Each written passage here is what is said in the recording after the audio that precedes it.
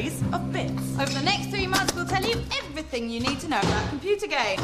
But don't worry if you're not a classic hardcore button basher, because we'll be sparing you all that train spotter nerdy info and dishing the shit that counts. And with more and more interesting hardware hitting the shelves every single week, from super consoles and mini consoles, web TV and video phones, you can expect that computer games are going to be coming at you bigger, harder, longer and faster than ever before. So, save yourself the effort and enjoy the crack by staying tuned to Bits on For Later.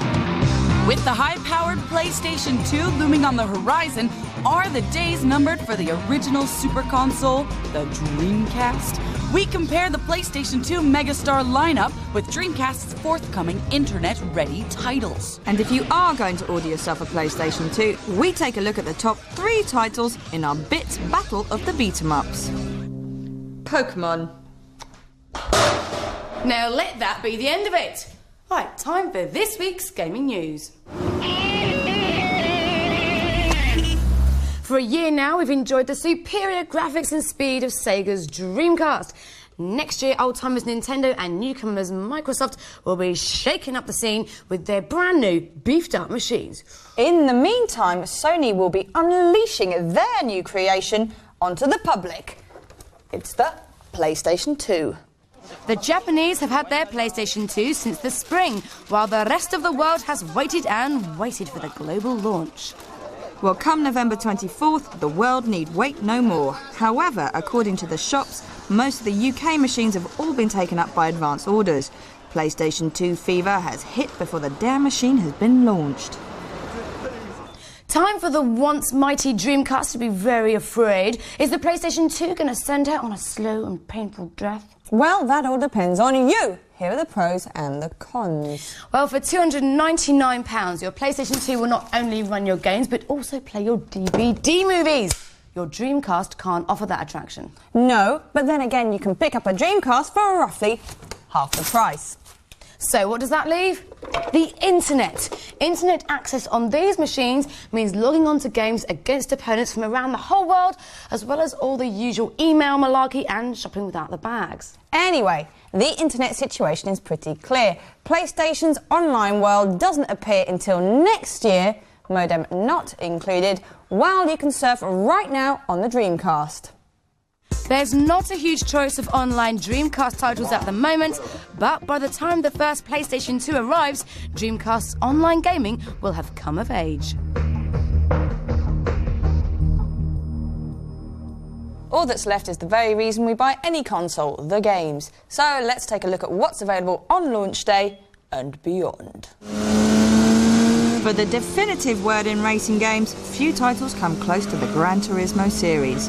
The polygon detail is simply stunning this time round, but that's just about all that's new. You'll have to press hard on the touch-sensitive features of the new PlayStation 2 joypad to squeeze any more juice out of this game. As yet, a release date is unconfirmed, but don't expect this new GT until next year. I guess they'll have to call it Gran Turismo 2001. You've got to sock it to somebody, and who better to give you some top tips than a beat-em-up like Tekken Tag Tournament. Round 1, fight. Faster than before, more spectacular than ever, and now with a team player feature. Yes, in this latest Tekken, not only do you get lots of support from computer-generated bystanders, but you also get to team up 2 against 2. Hence the Tekken Tag. Tag. It's certainly a popular series, but it's not the only beat-em-up you can buy for this machine. We'll be taking stock of some of your other PlayStation 2 martial arts favorites later in tonight's show. But if all that earnest oriental martial arts violence is a little too much for your coconut hot dog brain, then check out this little number. Let's get ready to rumble!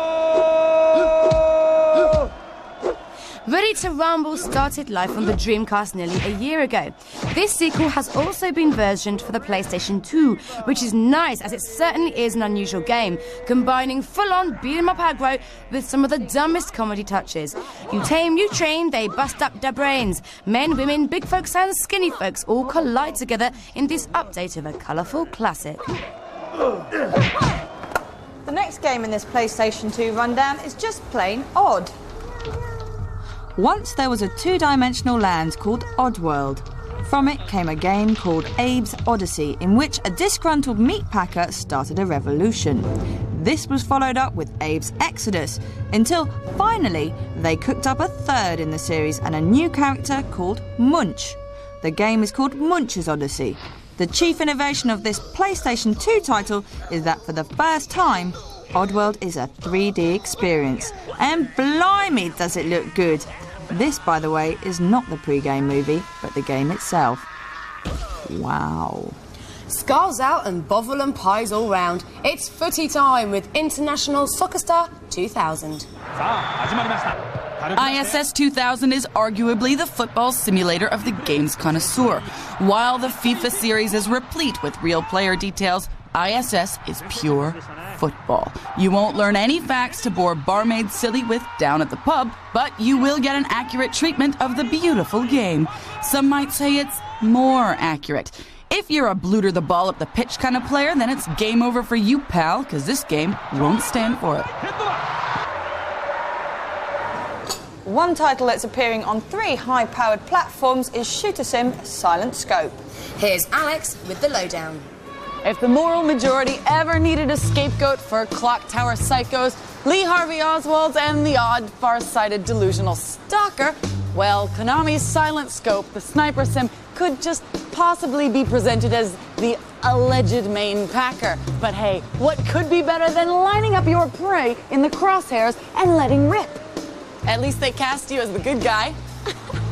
It all began in the arcade halls. You know the routine, you know the game. It sits in the darkest, broodiest corner of your local arcade, surrounded by twitchy people in dark glasses. But don't be put off by the social freaks. Shove a coin in the slot, pick up your lovely big gun, and cream the bad guys with precision and excellent timing.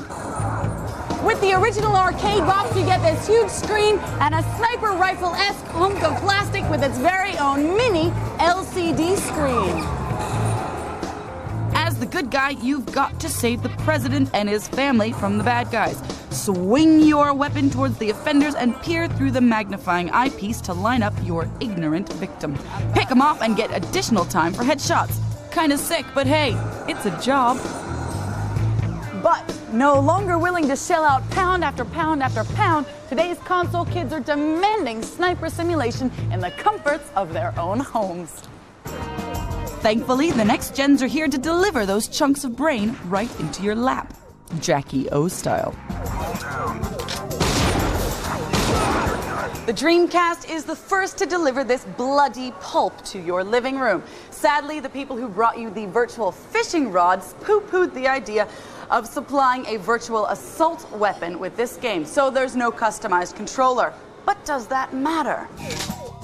Although the graphics are arcade perfect and the little animations of dudes falling off buildings gives you that same proud little tingle, nothing quite beats the feel of that toy gun butt lodged in your shoulder.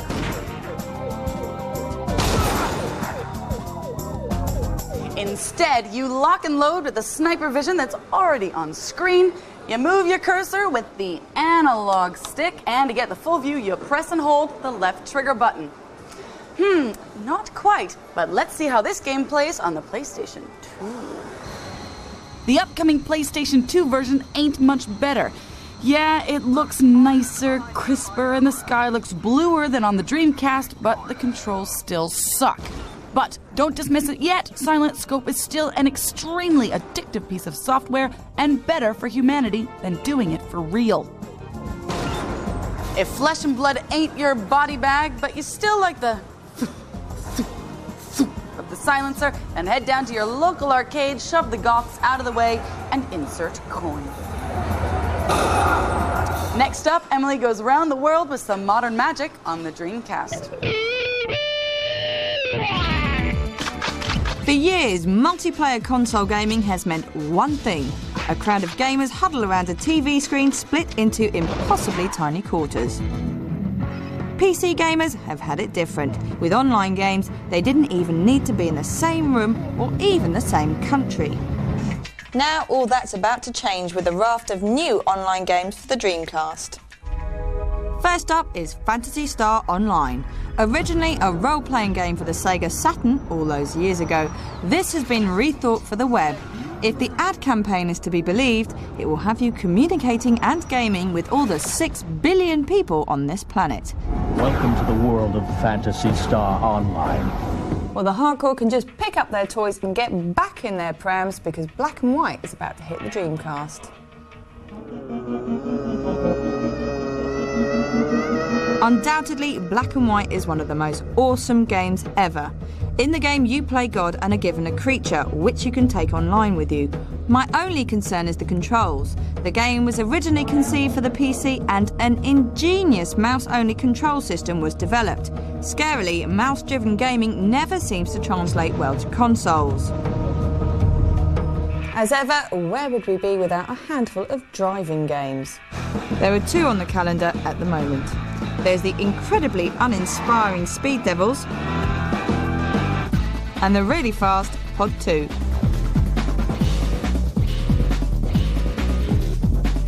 But the ultimate gaming experience for PC gamers has to be the infamous Quake III. Well, guess what? Come November, Quake III will be available to play online on your Dreamcast. Sadly, there isn't to be a tete-a-tete between PC and Dreamcast, as the 2 systems aren't compatible due to the lack of a certain hard drive. However, a patch for PC players is always a possibility, and there's no game where they're going to want it more than with Quake 3. So, there you have it, and you better get used to it, because come this time next year, all gaming will be like this, be it on console, on PC, or on your mobile telephone. The whole world is now an arcade. If you want to find more juicy info about online gaming or indeed anything about the show, then check out our website, where you can also partake in our Top 50 chart. Yep, over the coming months, we want you to vote for the Millennium Top 50 games of all time. To find out more information and, of course, to place your vote, go to our website at www.forlater.com/bits. Join us after the break for our PlayStation 2 Battle of the Beat-em-Ups.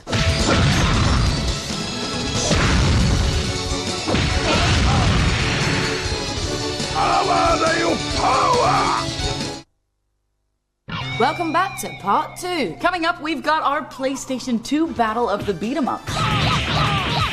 And, well, it wouldn't be Bits without a competition at the end of the show. So stay tuned for that. But first, it's time to take a swatch at some of the games available right now. Here's this week's Bits Shop Shelf.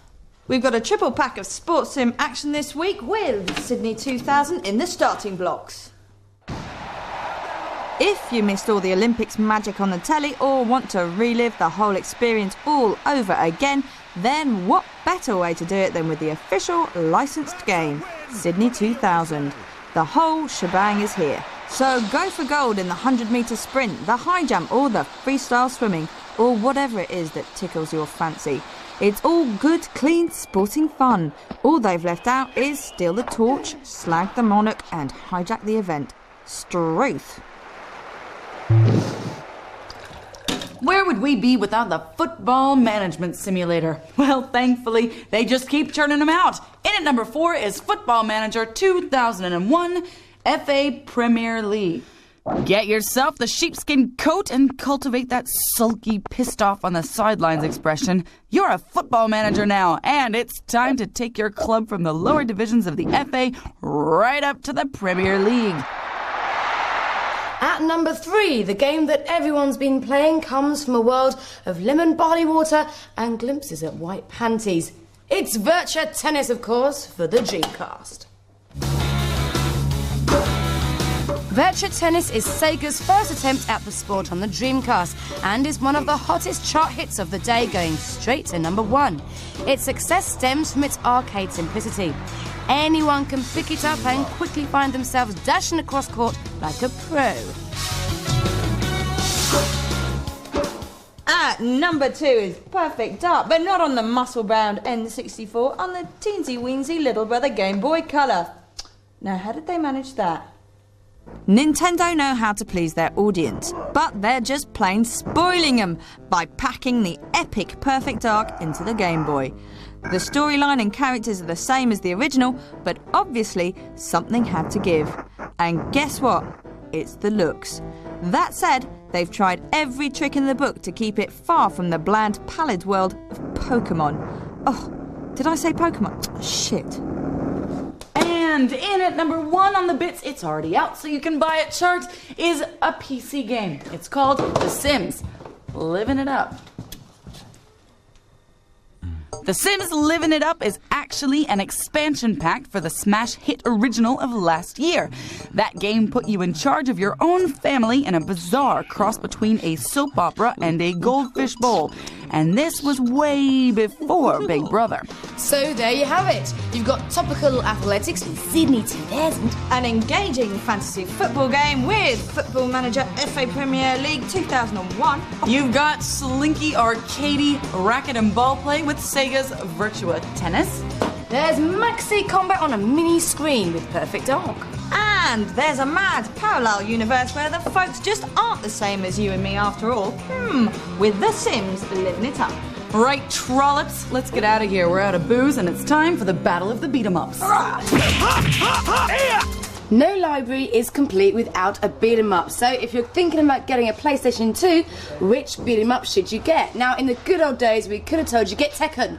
But now, it just isn't that simple. And with 3 raucous beat-em-ups coming out with the PlayStation 2 at launch, you can expect a little bout of fisticuffs with a couple of punches thrown in there for good measure. So, let us compare 3 formidable pure-form beat-em-ups.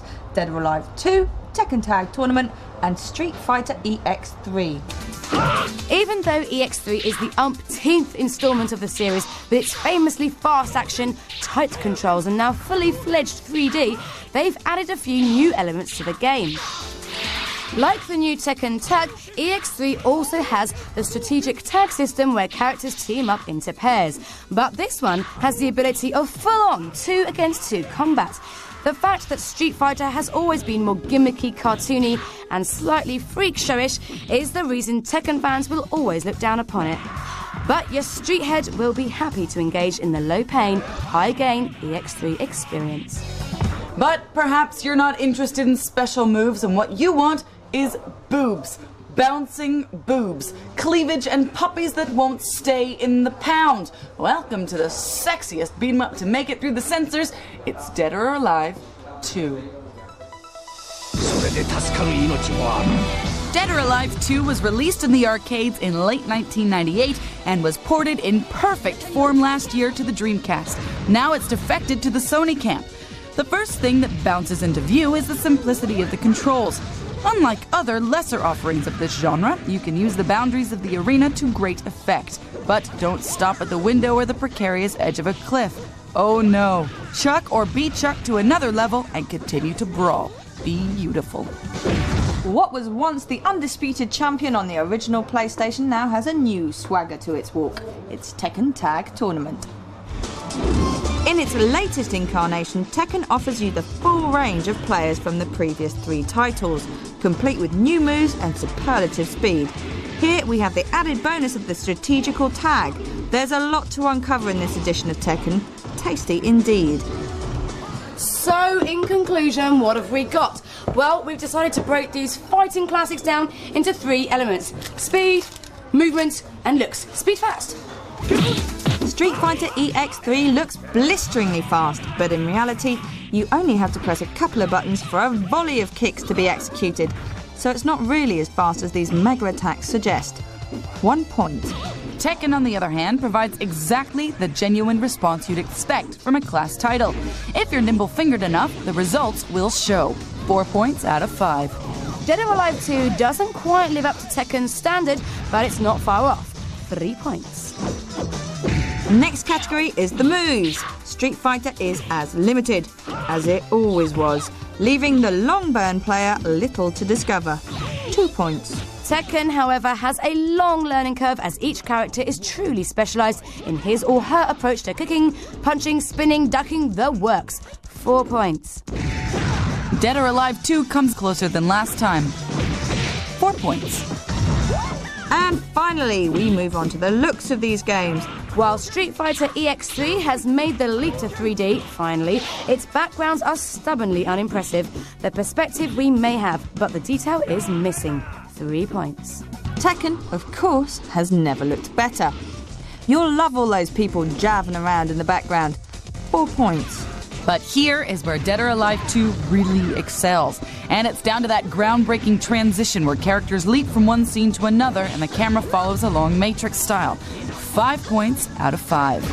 So, on the score system, what have we got for these fantastic PlayStation 2 beat-em-ups? Street Fighter EXE scored 6. And Dead or Alive 2 scores 12. Tekken Tag Tournament, also 12. It's a tiebreaker. So, it's up to the people to decide. If you want to vote for Tekken Tag Tournament or Dead or Alive 2 to get pole position, then drop us a line at our website, and the address is coming up at the end of the show.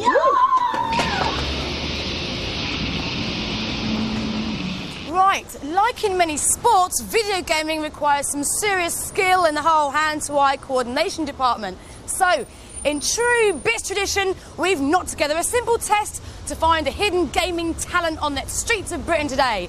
And to help us with this, we've employed a giant cotton bud and a bucket of balls. All right, girls, let's go find some talent.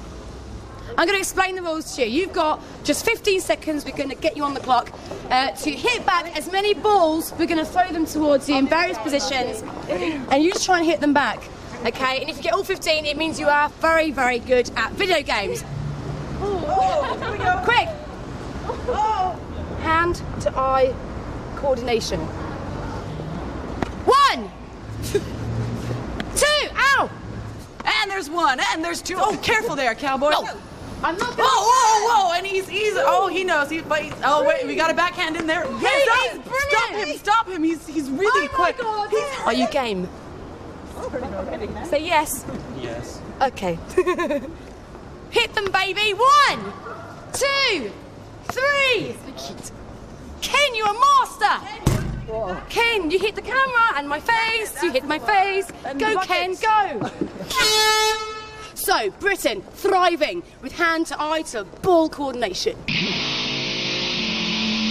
Right, that's us nearly done. Well, next week we've got the Game Boy Advance, Zelda Majora's Mask, and Prince Nassim boxing, so stick it in your diary. But before we go, we've got a little competition to help you lard-ass couch potato gamers get into shape. Oh yes, this week you could win a year's membership to a health club near you, courtesy of GamesMagnet.com. All you have to do is answer a straightforward-ish question. Now, we can't be asked to come up with a new one every week, so we got a bit pissed last night and did all our question thinking in one big go. And we shoved everything in there.